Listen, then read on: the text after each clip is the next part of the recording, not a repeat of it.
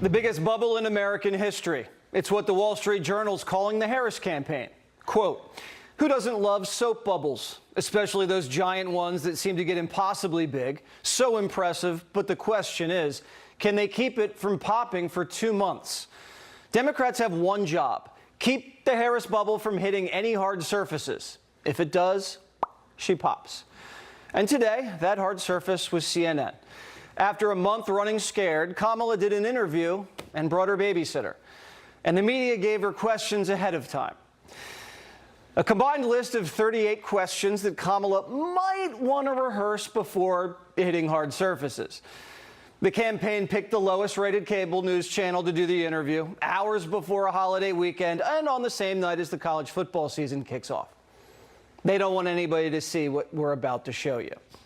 Why isn't it live? It's not a live interview. It's an interview that's going to be taped and then edited and then put out.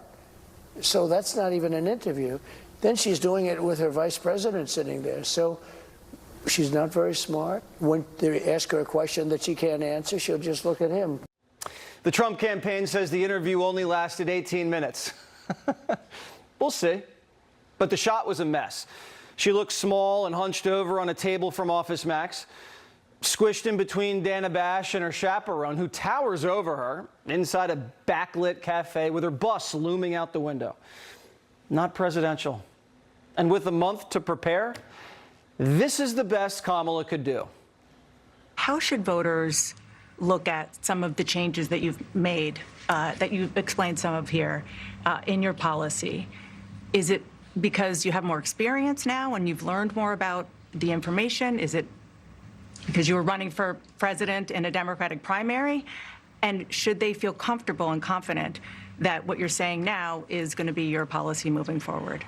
Dana, I think the most important and most significant aspect of my policy perspective and decisions is my values have not changed. You mentioned the Green New Deal.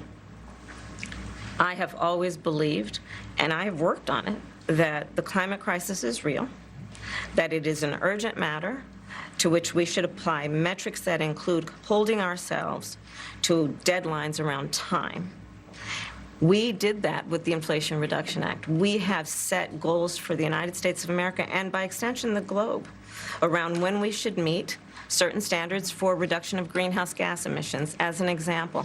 That value has not changed. My value around what we need to do to secure our border, that value has not changed. I spent 2 terms as the Attorney General of California prosecuting transnational criminal organizations, violations of American laws regarding the illegal passage of guns, drugs, and human beings across our border. My values have not changed. CNN asked Kamala, "Why didn't you flip-flop on everything?" And she said, "No, I didn't." CNN even gave her options. Maybe it was because of this, maybe it was because of that. Hint, hint. No. Kamala denied changing her position on everything, even though her campaign spent the last month saying she changed her position on everything. She just said, "I'm the same California socialist who ran for president as the most liberal member of the Senate." Her values haven't changed. First, she said she prosecuted human beings crossing the border. Then when she was running for president, she said it's not illegal to cross the border. Then when she was the border czar, she didn't prosecute anybody crossing the border. And now that she's running for president, she wants to build a wall. And her values haven't changed. Okay. Look, this is what she said on the Green New Deal. She sponsored a bill so you won't be able to buy a gas-powered car in 20 years. And then her campaign says she doesn't believe that anymore, even though that's what she did in the Biden administration.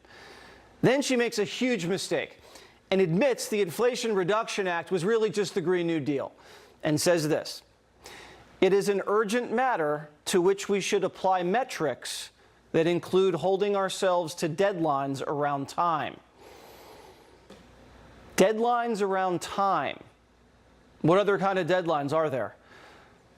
And yeah, Biden's Green New Deal, which she cast the deciding vote to pass, which jacked up inflation, creates deadlines around time for gas-powered cars to be phased out. So she values getting rid of the car you drive, even though her campaign literally said yesterday she didn't want to do that. I think the naivety of some that question that she may have changed on some things, they're comparing something that may have been 4 years ago with something that was 4 years later. The situation changed. Right. Let's keep it simple for Al. And happy DEI Thursday, by the way.